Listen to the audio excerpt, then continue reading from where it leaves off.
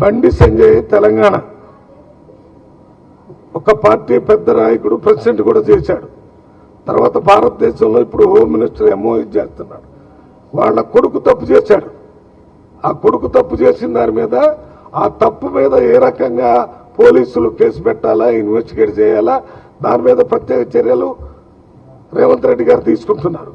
కేటీఆర్ గారు చెప్పినట్టుగా నేనేమన్నా రేవంత్ రెడ్డి గారు బండి సంజయ్నే ఉన్నా ఆయన పదవి నుంచి తీసేస్తాడు, ఆయనకు హక్కుందా, చేసే అవకాశం ఉందా?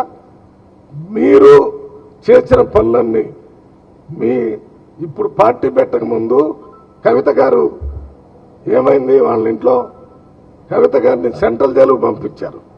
అప్పుడేమైనా కేసీఆర్ రిజైన్ చేశాడా, లేకపోతే కేటీఆర్ రిజైన్ చేశాడా, హరీష్ రావు చేశాడా?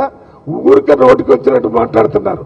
పార్టీలు వేరైనా కానీ బీజేపీయా, కాంగ్రెసా, లేకపోతే బీఆర్ఎస్ఆ, ఏ పార్టీ అయినా కొన్ని మానవ సంబంధమైన రిలేషన్ ఉండాలి. ప్రతి ఒక్కళ్ళకి పిల్లలు ఉంటారు. పిల్లలు అప్పుడప్పుడు తప్పు చేసే అవకాశం ఉంటుంది.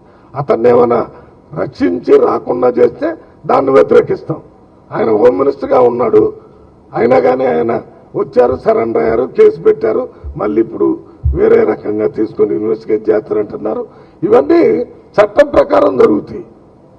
మీరు చేసిన మీ ఇంట్లో ఇటువంటి కేసు జరిగింది కదా, ప్రూవ్ అయిపోయి పంపించి జైలుకు పంపారు కదా, కవిత జైల్లో ఉంది కదా, అప్పుడెందుకు మీరు రిజైన్ చేయలేదు? కేటీఆర్ ఊరికే నోటికొచ్చినట్టు మాట్లాడుతున్నారు.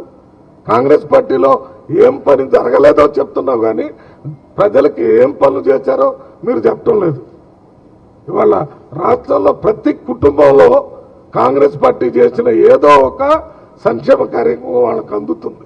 అది సన్న బియ్యం కానివ్వండి, లేకపోతే 200 యూనిట్ కానివ్వండి, లేకపోతే మహిళలు ఫ్రీగా తిరగటం కానివ్వండి, లేకపోతే మనం రైతులకు ఇచ్చిన 2 లక్షల మాఫీ కానివ్వండి, మరి పిల్లలకి ఉద్యోగాలు కానివ్వండి, మహిళలకు ఇచ్చే వడ్డీ లేని రుణాలు కానీ ఇన్ని ఇస్తున్నాం మేము. మీరేం చేశారు? ఊరికే మాటల గారడితోని 2 సార్లు గెలిచి తెలంగాణ రాష్ట్రాన్ని 20 సంవత్సరాలు వెనక్కి తీసుకెళ్లారు. ఇప్పుడు చూడండి తెలంగాణ ఎక్కడ పోతుంది, పోర్ట్ సిటీ వస్తుంది, చుట్టూ త్రిబులార్ తీసుకొని వస్తున్నారు. ఇవన్నీ తీసుకొని వచ్చి వీటికి అడ్డం లేకుండా ఉండటానికి మన ప్రధానమంత్రి ఇక్కడికి వచ్చినప్పుడు మాట్లాడాడు.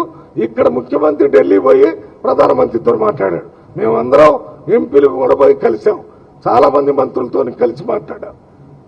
కేసీఆర్ గారి టైంలో రాని పనులన్నీ మన రేవంత్ రెడ్డి గారి టైంలో వచ్చినాయి. రావాలా ఫెడరల్ వ్యవస్థ. నిన్న మొన్న కిషన్ రెడ్డి గారు మేమేదో డబ్బులు ఇస్తున్నాం ఓట్లు కొనడానికి, మీరు కొంటంలో సరే ఏంటి మీరు ఇచ్చేది డబ్బులు? మా రాష్ట్రం నుంచి 100 రూపాయలు కేంద్రానికి పంపితే 42 పైసలు పంపుతున్నారు.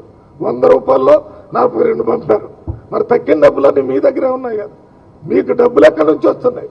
మేము పంపిన డబ్బులు మీరు పంపేది అదేదో మేము పంపుతున్నామని బీజేపీ మాట్లాడితే మీరు అసలు ఈ ఇంక్లూజివ్ గ్రోత్, ఈ ఫెడరల్ వ్యవస్థ, ఈ ప్రభుత్వాలన్నీ కలిసి పనిచేయాలనే దానికి వ్యతిరేకంగా ఈ కిషన్ రెడ్డి గారు మాట్లాడినా వాళ్ళు మాట్లాడతారు. దురదృష్టం ఏంటంటే నిన్న మొన్న బీజేపీ పార్టీ ఎట్టుందో ఒకసారి ఆ బీజేపీ పార్టీ హైకమాండ్ చూడాలని చెప్తున్నాను. 3 మంత్రులు, 3 ఎంపీలు బీజేపీలో ఉన్నవాళ్ళు, పేర్లు నేను చెప్పను, మీ అందరికీ తెలుసు. వాళ్ళు ఈ సమస్య రాగానే బండి సంజయ్ని సస్పెండ్ చేయాలా, బండి సంజయ్ పోస్ట్ నుంచి రిజైన్ చేయాలని బీజేపీ ఎంపీలు చెప్తున్నారు. ఊరికనే అదేమి వాళ్ళ పార్టీలో ఉన్న క్రమశిక్షణ? ఏమి క్రమశిక్షణ? ఊరిక ఆ పేరుతోనే ఆయన పదవి నుంచి దించితే మేము పదవిలోకి వస్తామని చెప్పేవాళ్ళు ఎక్కువయ్యారు. అది చూసుకోండి మీరు ముందు. కాంగ్రెస్ పార్టీ సంగతి మేము ఎప్పుడు తెరిచిన పుస్తకం. ఏం సమస్య ఉన్నా ప్రజల ముందు మాట్లాడతాం, ప్రజల ద్వారానే మాట్లాడతాం, సమస్యను పరిష్కారం చేస్తాం. మీరు మాత్రం మీరు మాట్లాడుకుంటారు.